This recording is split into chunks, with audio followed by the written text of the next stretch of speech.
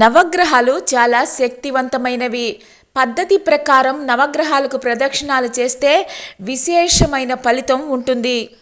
మానవ జీవితం మానసిక పరిస్థితి ప్రధానంగా వారి వారి గ్రహాల స్థితిపై ఆధారపడి ఉంటుంది. గ్రహస్థితిలో మార్పుల వల్లనే ఎవరి జీవితంలో అయినా ఒడిదుడుకులు ఎదురవ్వడం కానీ, లాభాలు సంతోషాలు కలిసి రావడం కానీ జరుగుతుంటాయి. నవగ్రహ ప్రదక్షిణ మనిషి కష్ట నష్టాల్లో ఉన్నప్పుడు ఆదుకుంటుంది. నవగ్రహ ప్రదక్షిణ చేయటానికి మండపంలోనికి వెళ్లే ముందు సూర్యుడిని చూస్తూ లోపలికి ప్రవేశించాలి. ఎడమ వైపు నుంచి కుడివైపునకు 9 ప్రదక్షిణలు చేయడం ఉత్తమం. ప్రదక్షిణలు పూర్తయ్యాక కుడివైపు నుంచి ఎడమవైపు, బుధుడు వైపు నుంచి రాహువు కేతువులను స్మరిస్తూ 2 ప్రదక్షిణాలు చేయాలి.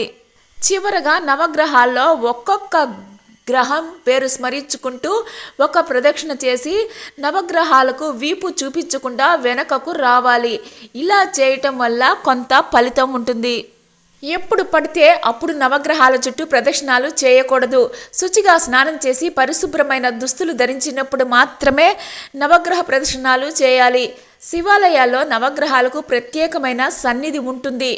మూల విరాట్టును దర్శించుకుని బయటికి వచ్చాక నవగ్రహాలను దర్శించుకోవాలి.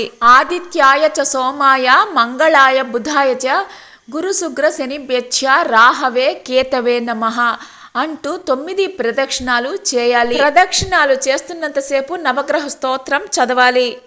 9 గ్రహాలకు స్తుతిస్తూ శ్లోకాలు చదివి 9 ప్రదక్షిణాలు పూర్తి చేసిన తర్వాత ప్రత్యేకంగా రాహుకేతువులకు మరో 2 ప్రదక్షిణాలు చేయాలి. అంటే మొత్తం 11 ప్రదక్షిణాలు చేయాలి.